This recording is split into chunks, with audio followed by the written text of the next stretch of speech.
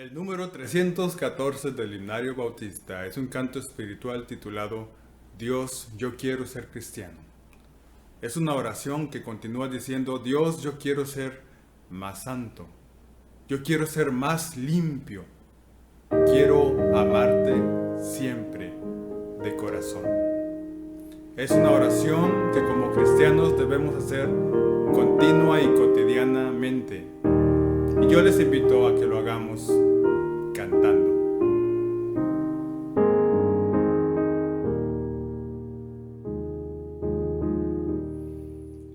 Dios, yo quiero ser cristiano de corazón, de corazón. Dios, yo quiero ser cristiano de corazón, de corazón, de corazón.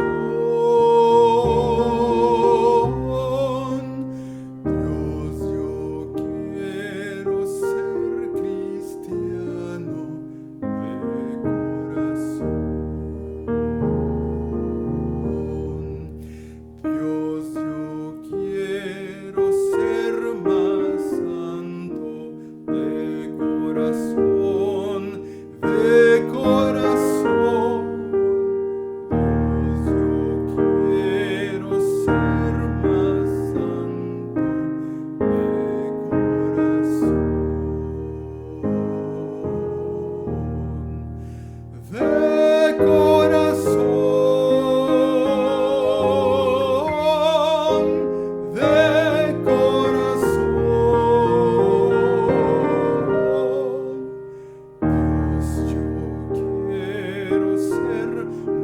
santo de corazón, de corazón, de corazón. Dios, yo quiero ser más santo de corazón. Dios, yo quiero ser más limpio de corazón, de corazón.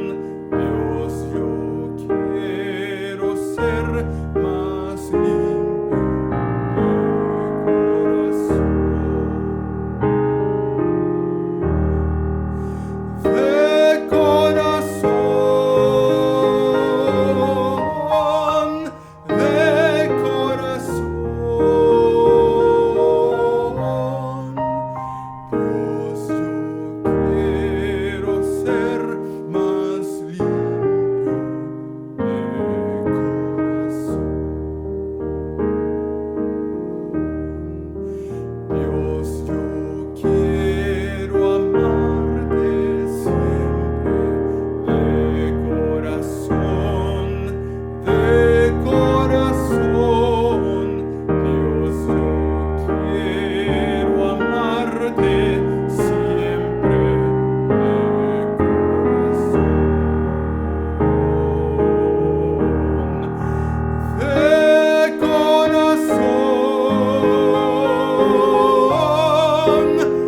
de corazón,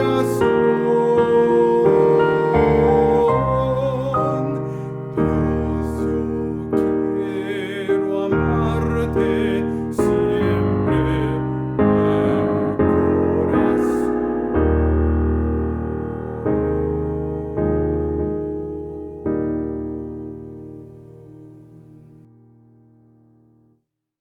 Y así sea. Dice la Biblia en el Evangelio de Juan, capítulo 12, versículo 26, si alguno me sirve, sígame, y donde yo estuviere, allí también estará mi servidor.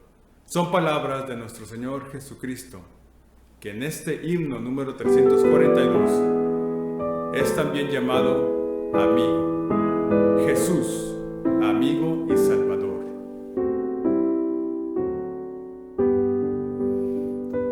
Jesús, yo he prometido servirte con amor, concédeme tu gracia.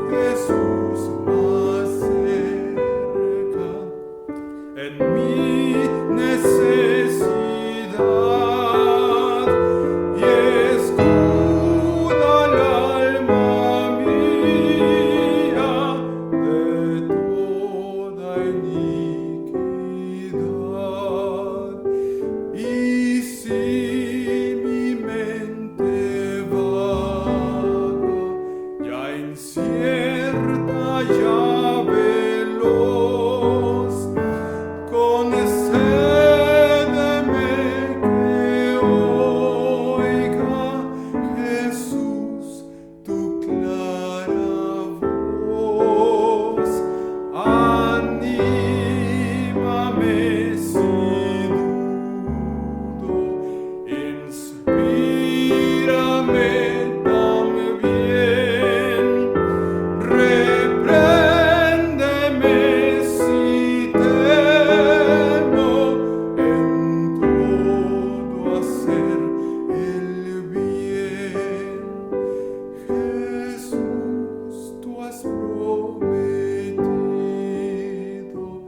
a todo aquel que va siguiendo tus pisadas, que al cielo llegará. Sosténme en el camino y al fin con dulce amor trasládame a tu gloria, mi amigo y Salvador.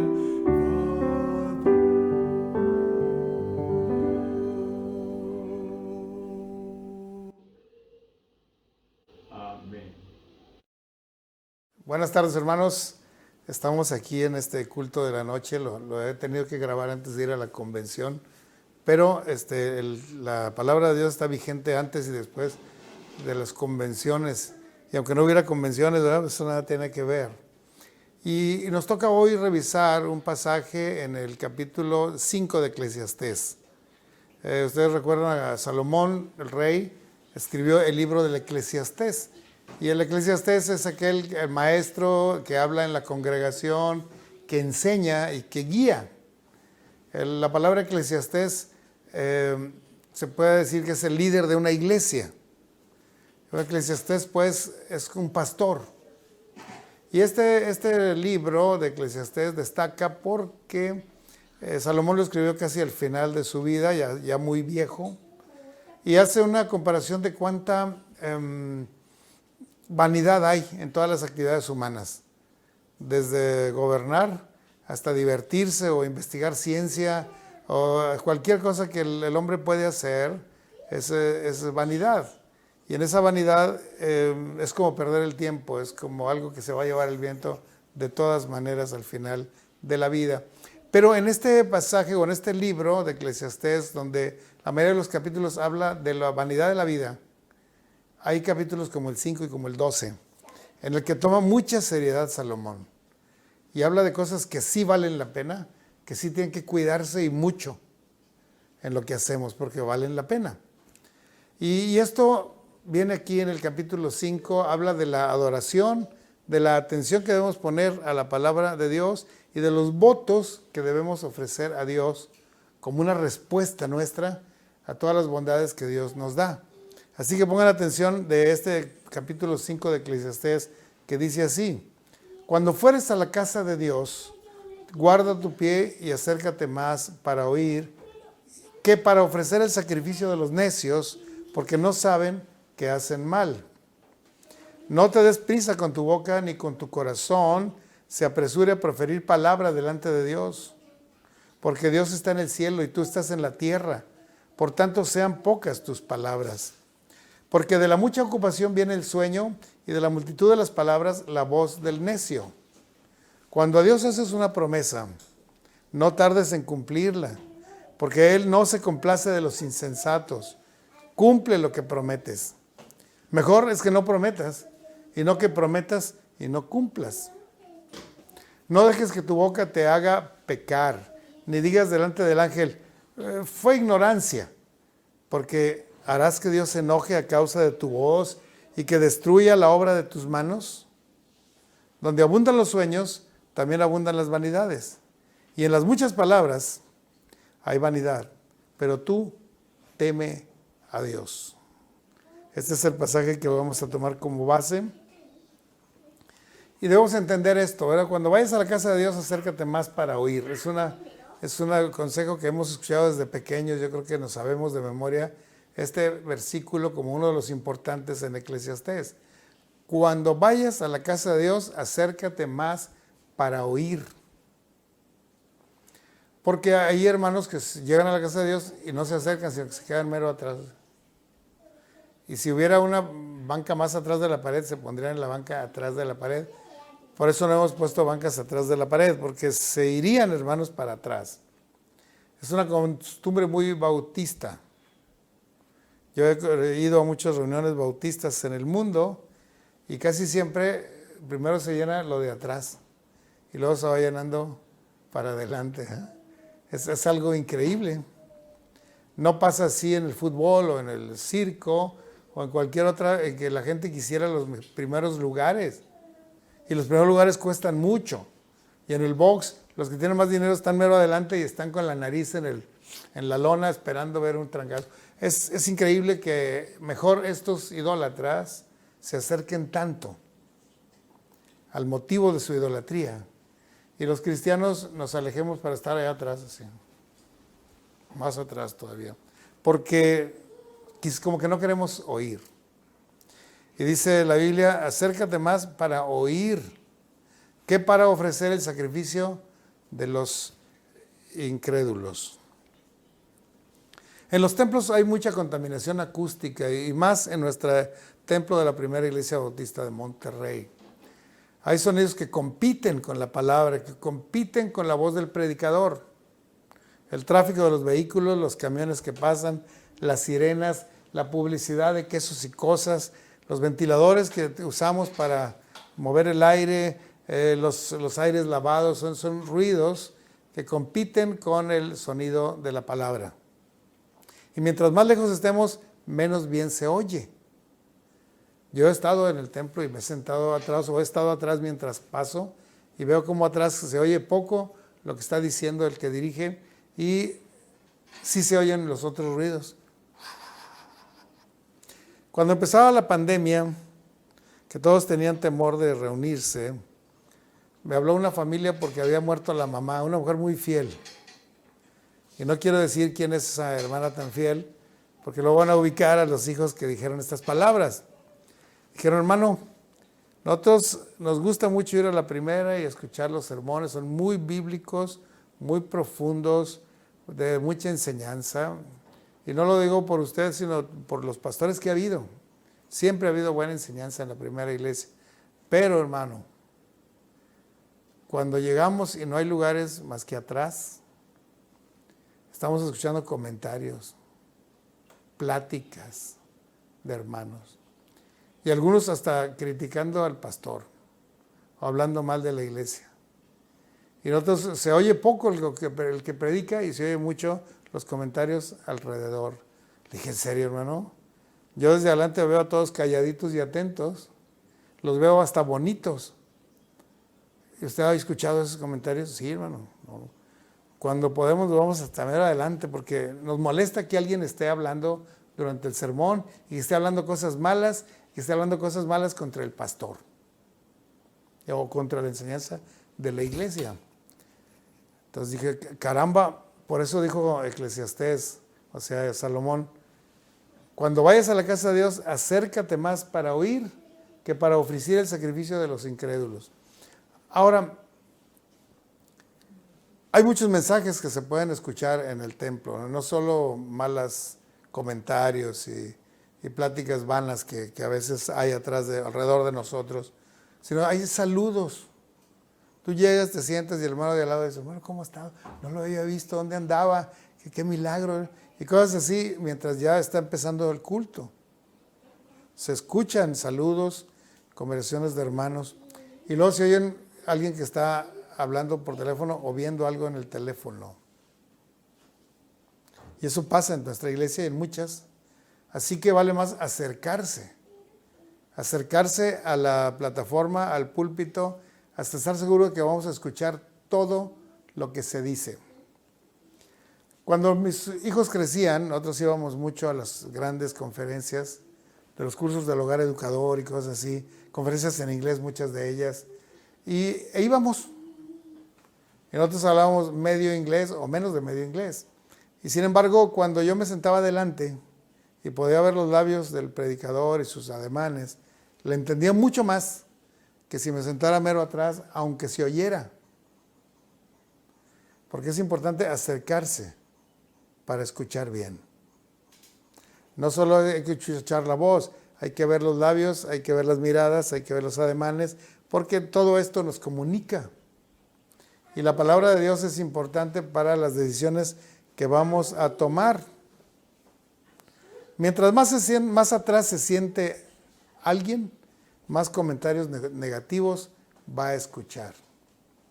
Y como decía un hermano, ¿ustedes creen que Satanás asiste a los cultos? Sí, sí asiste. Se sienta atrás.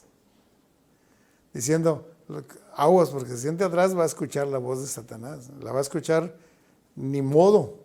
Y la Biblia dice, cuando vayas a la casa de Dios, acércate más para oír. Ahora, uno va a escuchar la palabra de Dios y a adorar al Señor. A eso venimos al templo.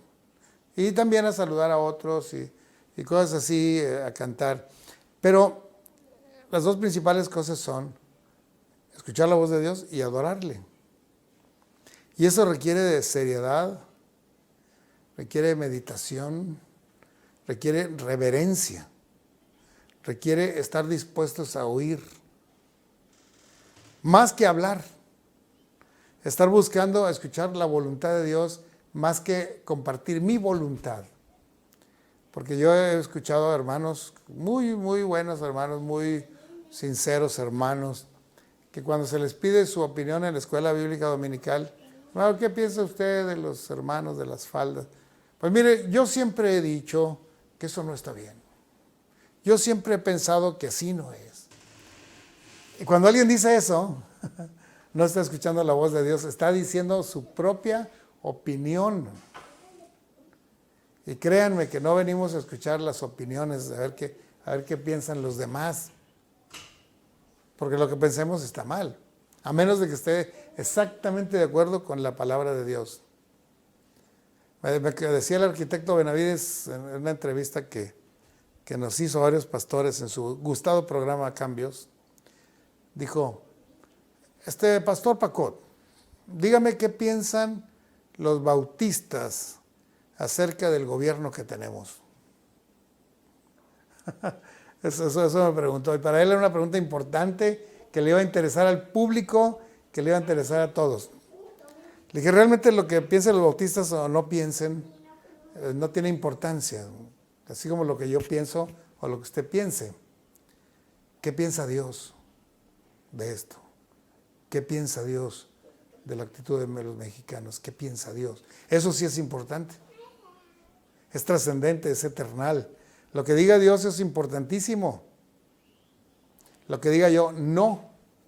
Lo que diga usted tampoco. Y lo respeto mucho y lo admiro, pero es el Señor el que tiene la palabra. Por eso debemos acercarnos para oír la palabra antes que el testimonio de otros. Porque los testimonios de otros pues, son humanos. Y son humanos, son falibles. Y son falibles, están equivocados. Y no nos alimentan para nada. Debemos hablar con la palabra de Dios en la mente, en el corazón y en la boca. Y para que la palabra de Dios esté en nuestra mente, en nuestro corazón y en nuestra boca, es necesario que lo hayamos oído con atención mucho tiempo. Escuchar la voz de Dios es el secreto para crecer, para saber, para todo. Así que tenemos que estar dispuestos a escuchar más que hablar y a escuchar la voluntad de Dios más que la voluntad de otros y mucho más que mi propia voluntad, porque pues si no, ¿a qué voy? Si yo quiero hacer mi voluntad no necesito ir al templo.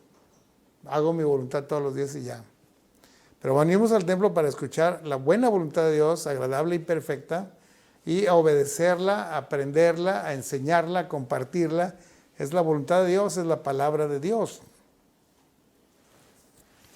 Ahora dice ahí, para oír la palabra de Dios más que el sacrificio de los necios. ¿A qué se refiere como el sacrificio de los necios o el sacrificio de los incrédulos? ¿A qué se refiere? Pues fíjese que cuando alguien no sabe lo que Dios pide de él, no sabe, entonces ofrece al Señor cosas que Dios no demandó. Dios nunca nos pidió eso y lo estamos haciendo. Y es lamentable que una iglesia trabaje mucho, como la iglesia de Éfeso. Trabajaba mucho y mucho, pero no haciendo la voluntad de Dios, sino su propia voluntad. Y a veces llegamos al momento en que una sesión de negocios decidimos nosotros qué hacer. Y luego pedimos, Señor, bendice los planes que nosotros decidimos. Señor, que nuestra voluntad se haga en la tierra como en el cielo también. Porque lo que tú quieras pues no nos interesa tanto, pero sí que nuestra voluntad sea bendecida por ti. Eso es lo que queremos. Qué terrible, eso se llama sacrificio de los necios. Porque se están esforzando mucho, sí, pero para hacer su propia voluntad. Y esa es la característica de las religiones falsas. Las religiones falsas trabajan muchísimo. ¿Quieres saber cuáles son las religiones más falsas? Las que más trabajan, las que más visitan, las que más venden revistas, las que más recorren todos los países, todos los pueblos. Esos trabajan mucho. Verdaderamente se sacrifican. Pero ese es el sacrificio de los necios. Porque Dios no quiere que divulguemos engaño. Eso no lo quiere Dios. Aunque lo hagas en el nombre de Dios, si es un engaño, no lo hagas. Es el sacrificio de los necios. Pueden ser cosas muy sacrificiales, pero muy inútiles y muy equivocadas. Quizás se están esforzando mucho por cosas que Dios no les ordenó. También los bautistas a veces nos desgastamos en cosas sin propósito, sin fruto, que no agradan a Dios, que Dios no ordenó. ¿Cómo podemos evitar eso? ¿Cómo podemos evitar caer en el sacrificio de los incrédulos? Pues cuando vayas a la casa de Dios, acércate más para oír, a ver qué es lo que Dios quiere. Si Dios pide que ame a mi esposa, la amo. Que es un sacrificio, no importa. Dios quiere que lo haga, lo hago. Pero Dios no quiere que ame el fútbol, y lo amo. Entonces estamos a veces haciendo cosas que Dios ni quiere y pensamos que es algo muy bueno en la iglesia. Ahora, la segunda parte de este pasaje habla de que debamos hacer votos. Y los votos son compromisos. Y los votos son promesas.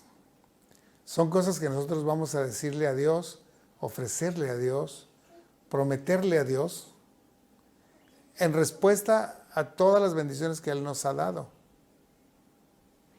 Ejemplos de votos, por ejemplo, cuando Ana dijo, si tú me das un hijo varón, si te acuerdas de mí y abrieres la matriz y me dieres un hijo varón, yo lo entregaré para que te sirva. Ella hizo ese voto. Dios le dio un hijo varón y cuando el niño se destetó, lo entregó.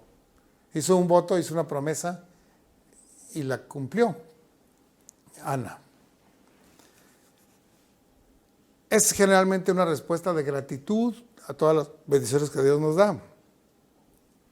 Pero la Biblia nos enseña, y particularmente en este pasaje, que los votos que hagamos deben ser muy bien meditados. No vamos a ofrecer algo imposible, no vamos a ofrecer algo injusto, no vamos a ofrecer algo que Dios ni quiere. Vamos a darles un ejemplo de alguien que ofreció algo que Dios no quería. Jefté. Venía de haber ganado una batalla que Dios le hizo ganar y venía tan agradecido que, Señor, te voy a ofrendar algo valioso para mí. El primero que salga a recibirme, sea quien sea, lo voy a sacrificar a tu nombre. Va a morir por ti. El primero que salga. ¿Y quién creen que salió? Su hija. Su hija amada, santa, pura, virgen, amorosa, cariñosa como todas las hijas. Y entonces él tuvo que pagar el voto que hizo a Dios. Terrible, ¿eh? ¿Ustedes creen que Dios pedía un sacrificio humano? No, nunca pidió un sacrificio humano Dios. Lo pidió, la única vez que lo hizo fue a Abraham, dame a tu hijo, a tu único.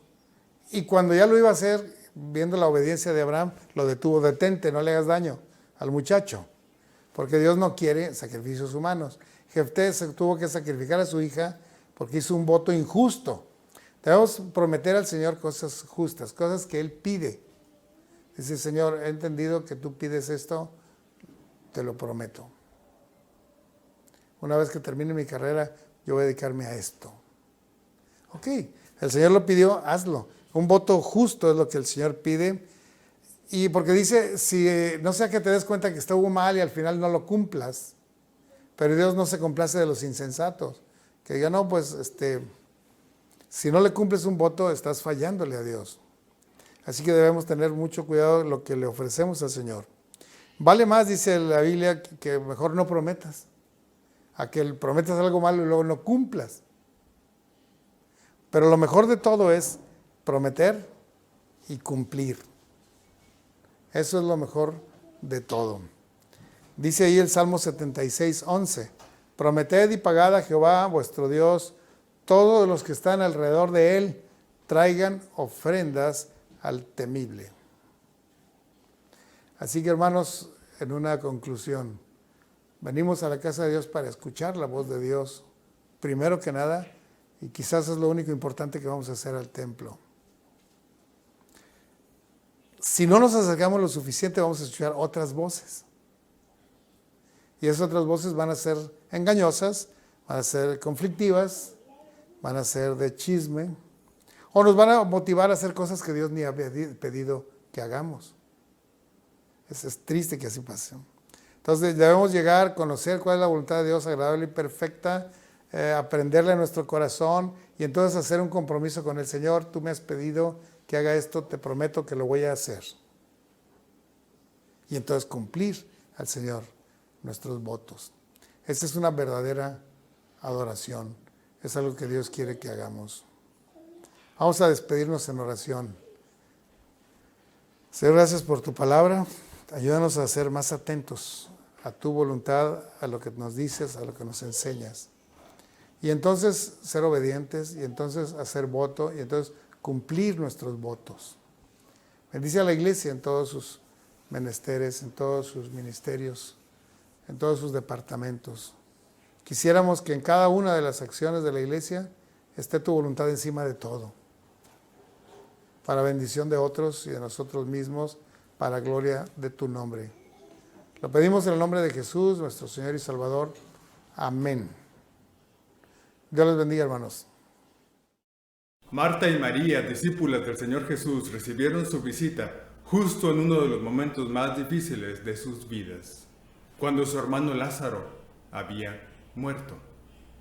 Marta encontró primero al Señor y después fue a avisar a María y le dijo, el Maestro está aquí y te llama. Este himno es una respuesta al llamado del Señor que nosotros